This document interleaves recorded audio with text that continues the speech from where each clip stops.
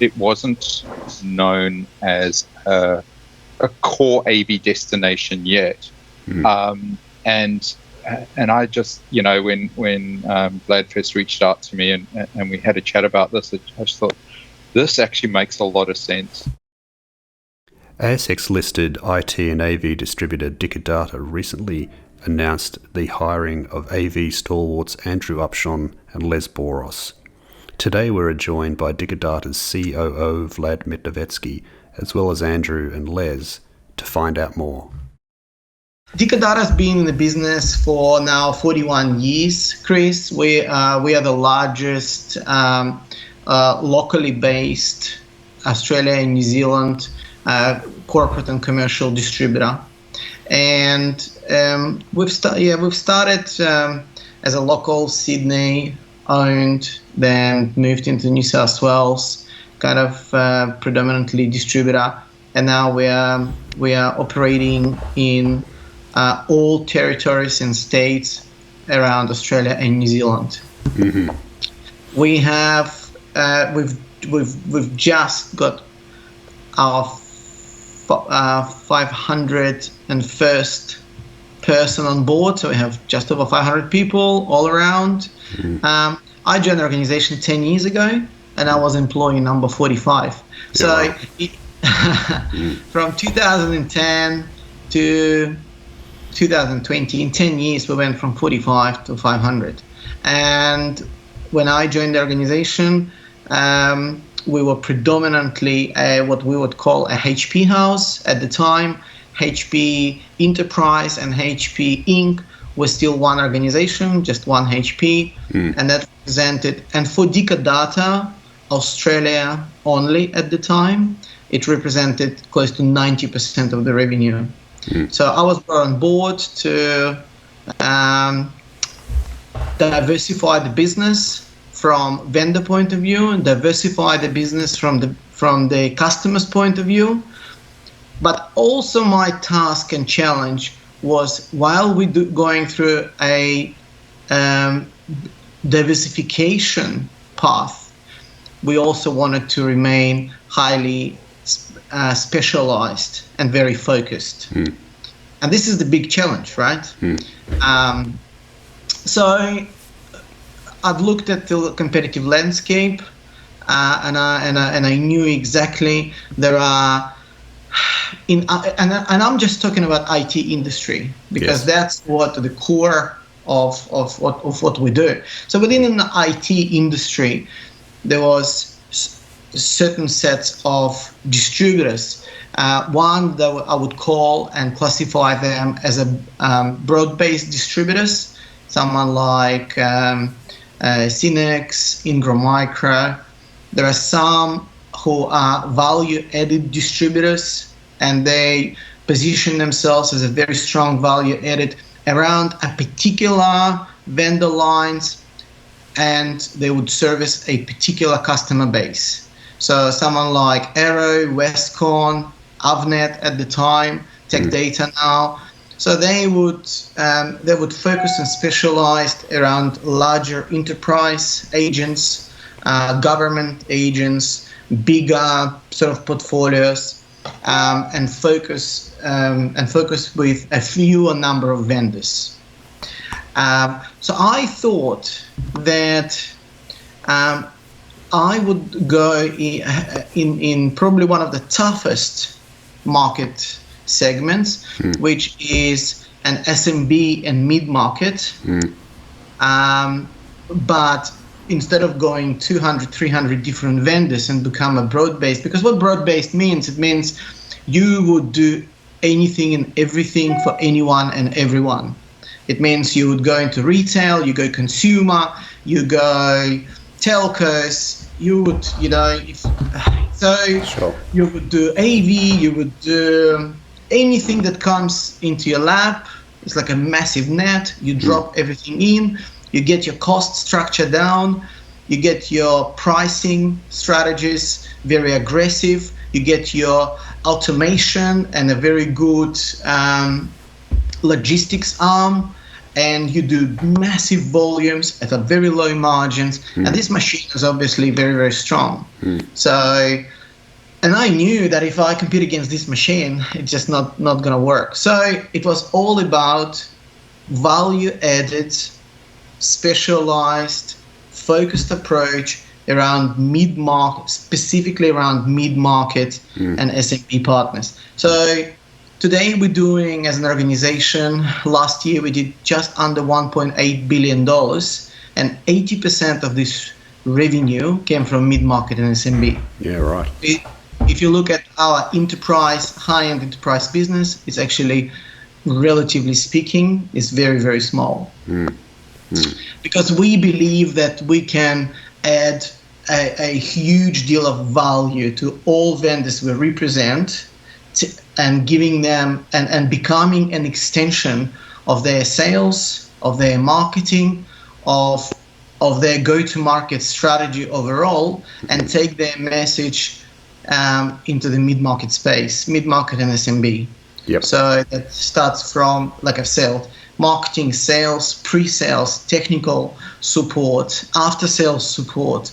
And being local, it means that we don't need to tie into any regional or global strategies. We can actually customize our offering to the partners depending what the customer really needs, not based on metric-driven strategies that global company forcing upon us, which is also a fantastic value that we offer to the market. Yep. So this is just a little bit about who we are, what we do, our value in IT space. Sure. So what we have started seeing, especially in the last 4 or 5 years, that a lot of industries started to converge, right? So we've started to see that electrical market and IT market started to converge. We have a very good vendor on board who we've become very focused and very specialized, which is the Schneider Electrics. So Schneider Electric is a big conglomerate, and they a couple of years ago they purchased APC, who was very much IT. So it's an ET and IT getting together. We got access to a lot of partners in the electrical market, and we started to explore it.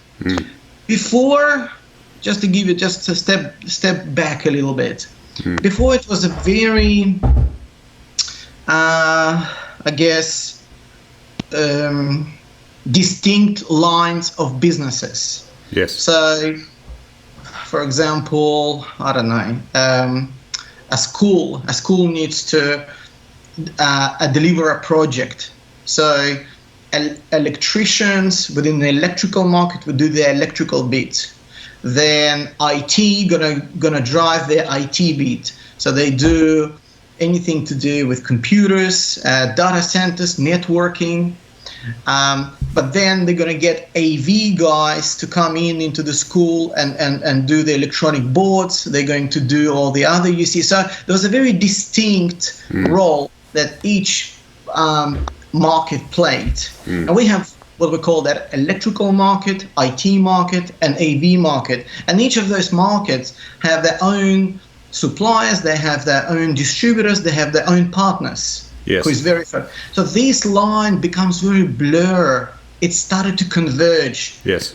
The first time it started to strike me, actually back in 2011, that was 9 years ago, we've used Somerville Group to actually do all the wiring and all the things in Dicadata office when we moved into the new offices in Kernel.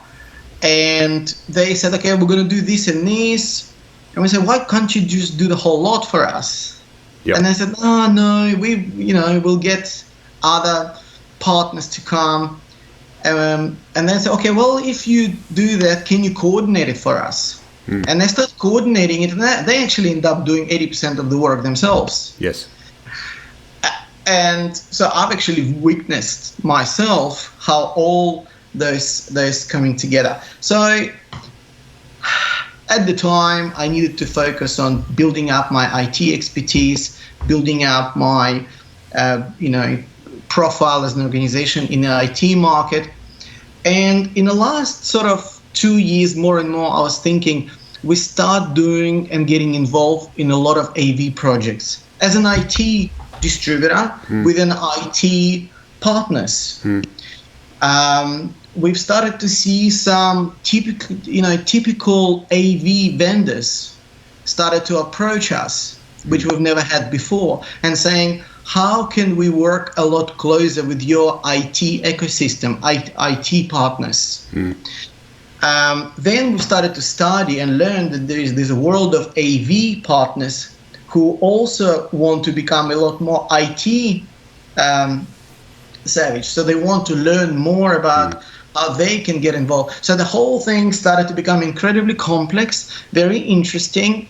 But obviously, while we're moving there, we're not there yet. And I'll get Andrew to talk a little bit more details. But look, we still have those distinct markets. So what my aim is to truly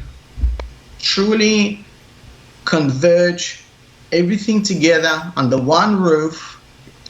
And if we are dealing with a partner, we want to train, enable, and fully support this partner, whoever they are, if they're AV partner or they're IT partner, so that they have a capabilities to do both.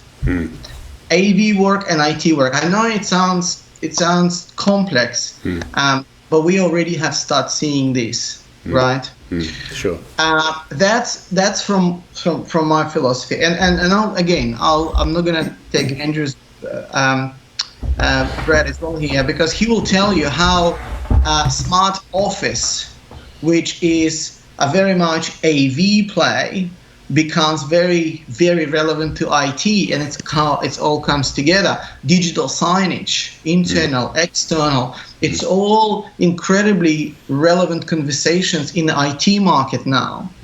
So not to say for me as running such a large business, I see that I can add a huge deal of value to our existing partners and bring on board a new incremental partners. So this is my sort of a long-term view of how I can build those both AV and IT into one bigger play for Dicadata.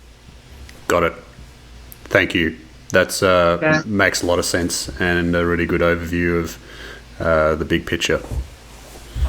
Andrew, now passing on to you to give a little bit more details. Yeah, sure. Thanks, Vlad.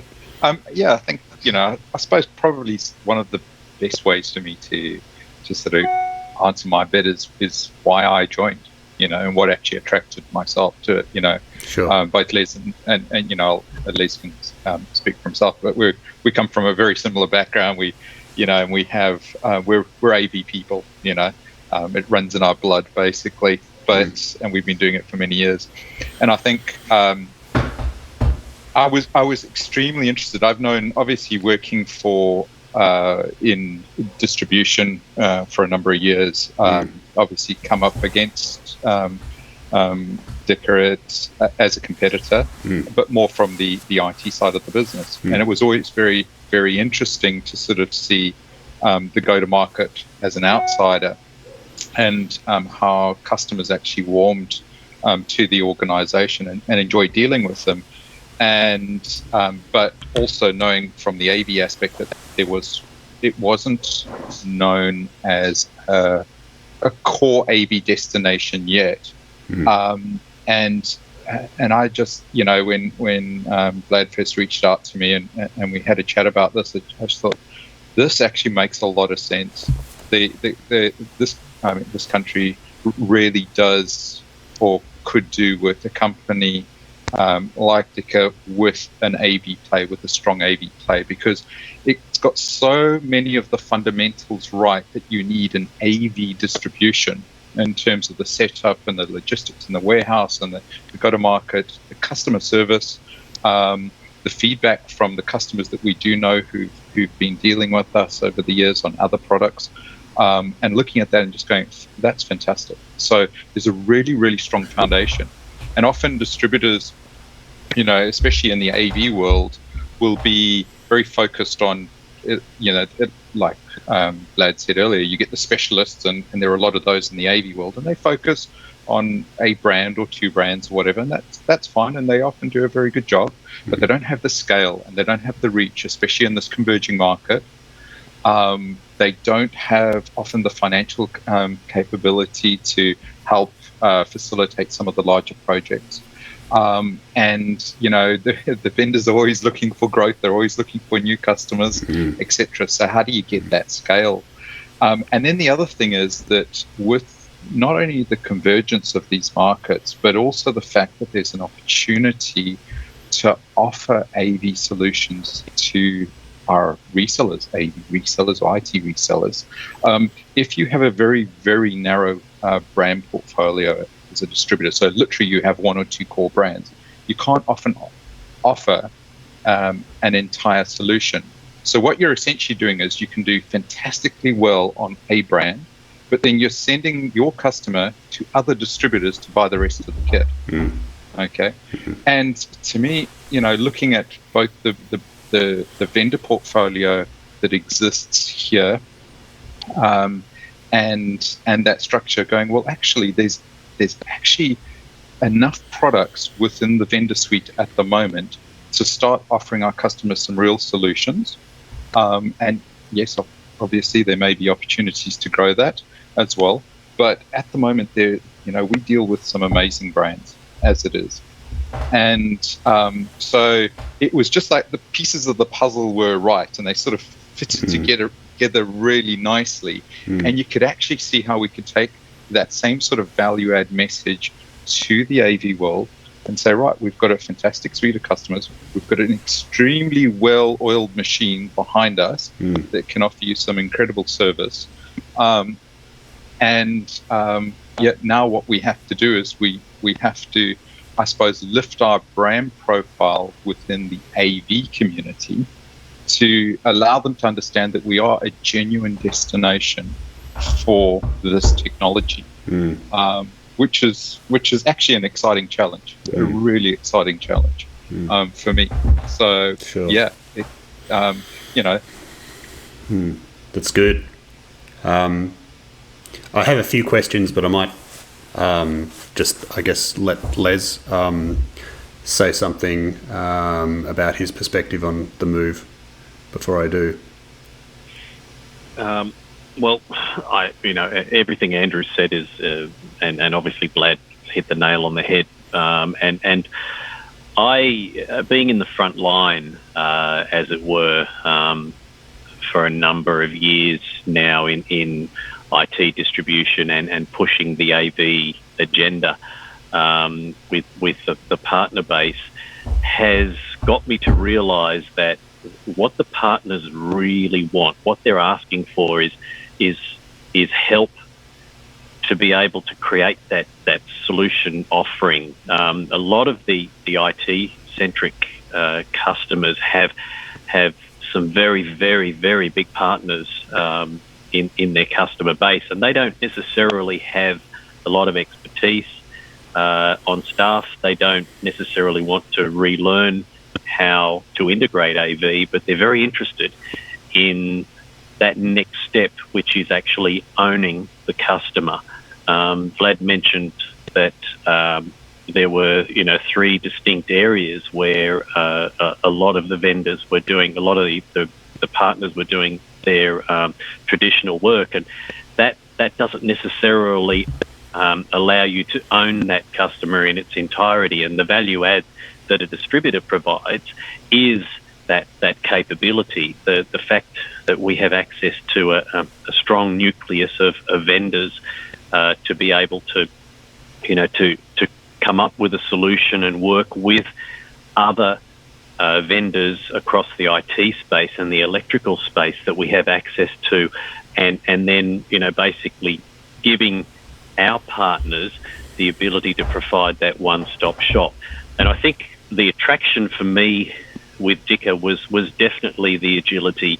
The organisation is, and this is something that I got from working in competition with them, that they were more agile to move, to react to market situations, to adapt to situations. Not kind of like a turbocharged ocean liner, if you want to put it that way.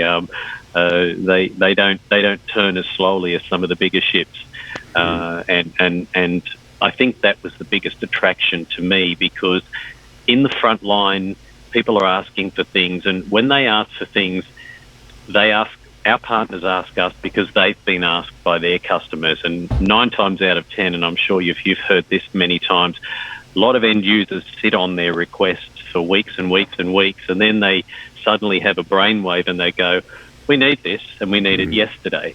Typically at this time of year, you get people saying, when there's 2 public holidays coming up, people say, oh, we want this stuff and we want it, next Wednesday. We want the install done next Wednesday or next. I've already had that a couple of times this week already. So the advantage of dealing with an organisation that is a lot more agile, that has the respect of the partner community and the vendor community, makes life so much easier for us in the front line, and it's very good. I'm really pleased. I'm excited.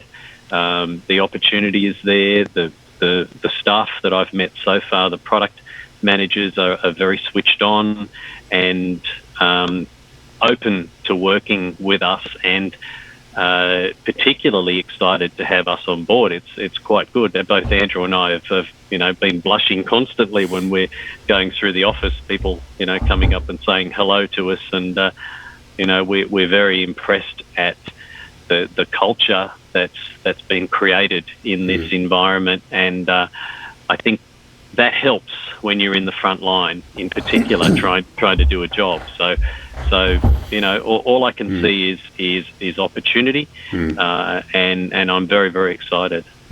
Cool. Well, obviously, as a editor of specialized AV press, this is obviously of interest, and from a devil's advocate point of view, is this not simply another sort of nail in the coffin of AV, as it were? It's sort of like AV being consumed by the IT Borg. Good question. Well, it's sort of not a question, but it's an observation, isn't it? Yeah, it's an observation. Yeah. I think the problem is not the problem. The dynamic is that the market's changing anyway. Yeah.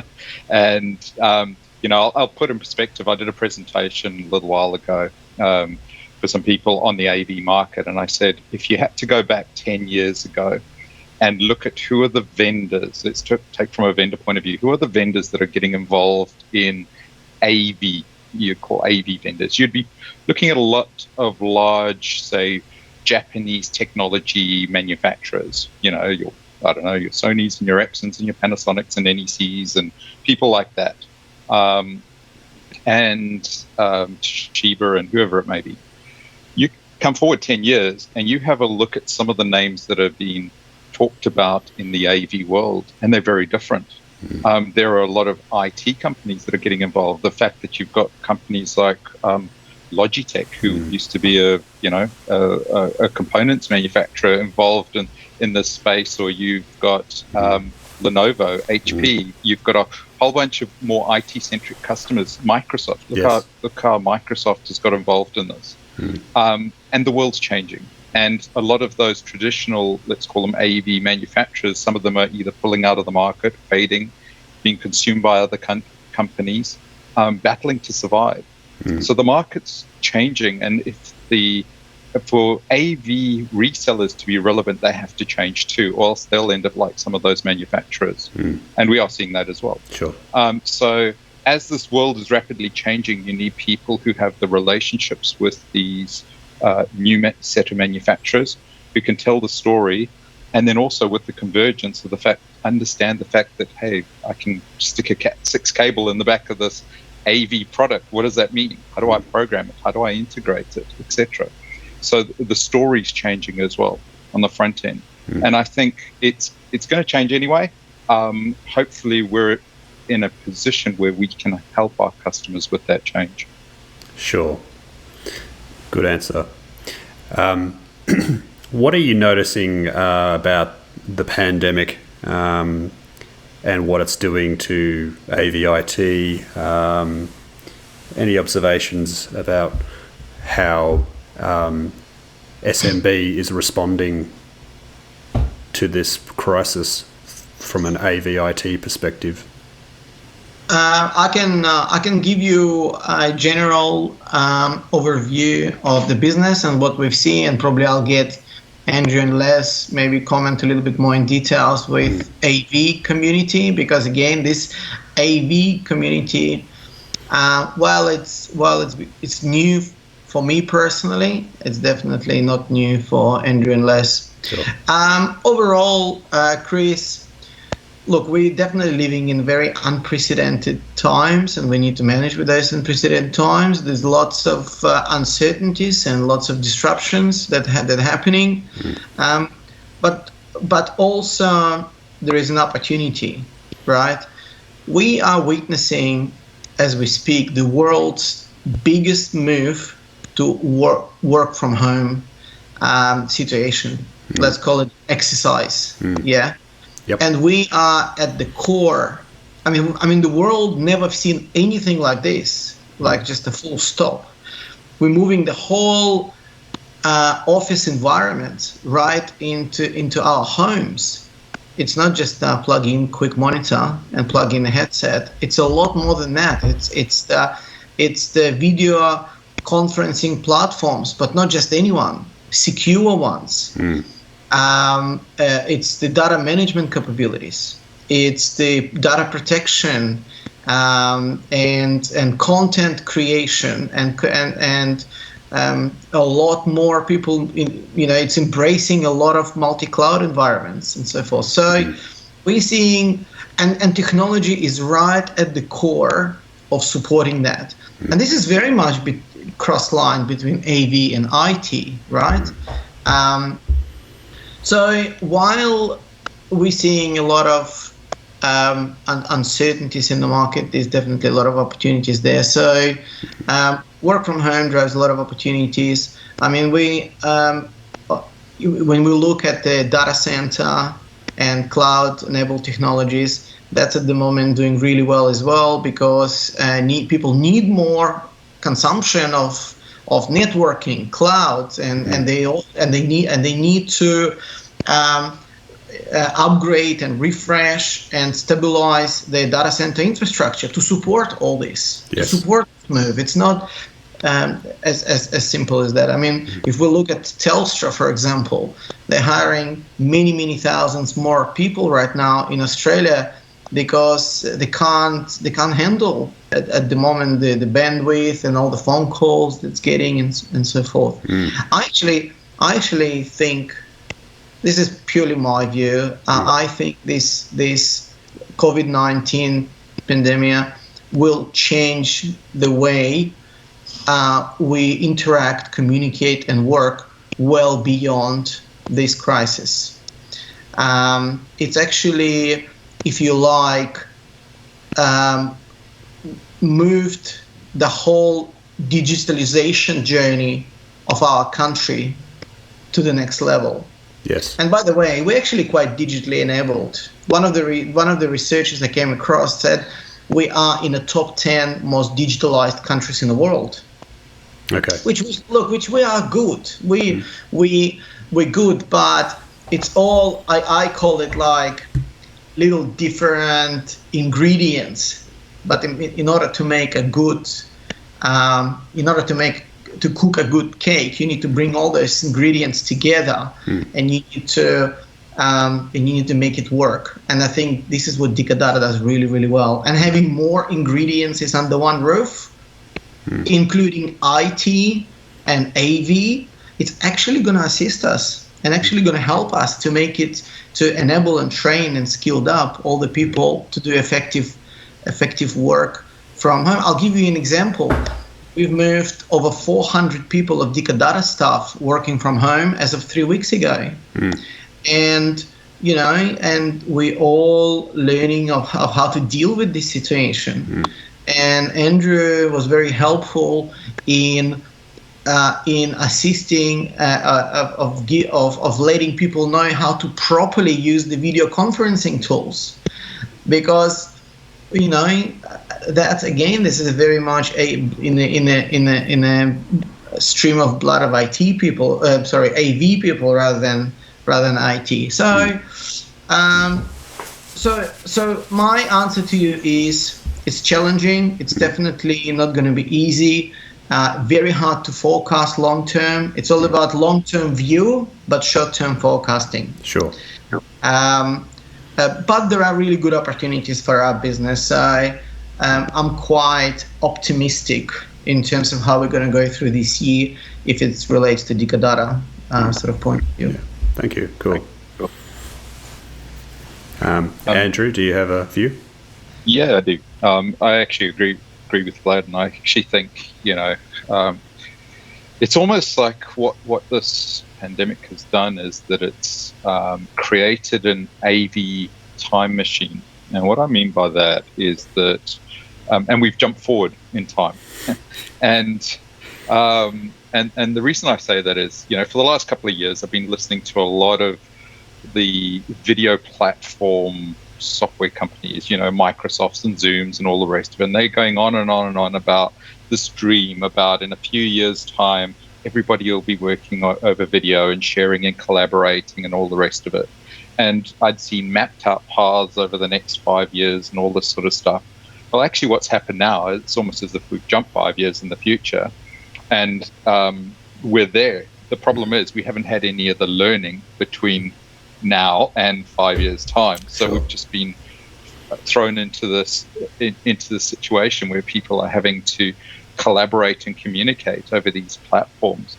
But again, from my point of view, that puts us in a really a good position, because we not only sell a lot of the technology which enables work from home, learn from home, etc., but also it'll enable us to help our customers when they return to work. So the third part of that will definitely be the return back to the offices. And once people have got a taste for this new culture and how they do it, there will be opportunities for us to help businesses essentially upgrade their video platforms and their AV platforms within their offices.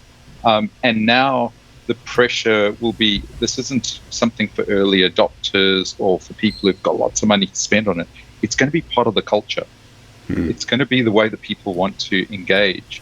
So from our point of view, it's a very interesting time. I think what's going to be really interesting about it is also seeing how people learn and adapt to this quick change. And again, hopefully we can be there to help, as part of the value add, we can be there to help our customers with that learning and that rapid change. Yeah. What about you, Les? Do you think having everybody working from home, as it were, is great for AV business, or is it kind of purely sort of commoditizing AV to a couple of, little peripherals and choosing a ecosystem? No, I think, like Andrew said, there's a couple of parts to that. So there's I think Vlad said that, mentioned that there's a now, which is what we're seeing, the rush for equipment to get people set up now. But everybody understands that what's happening at the moment is temporary. We will come out the other side.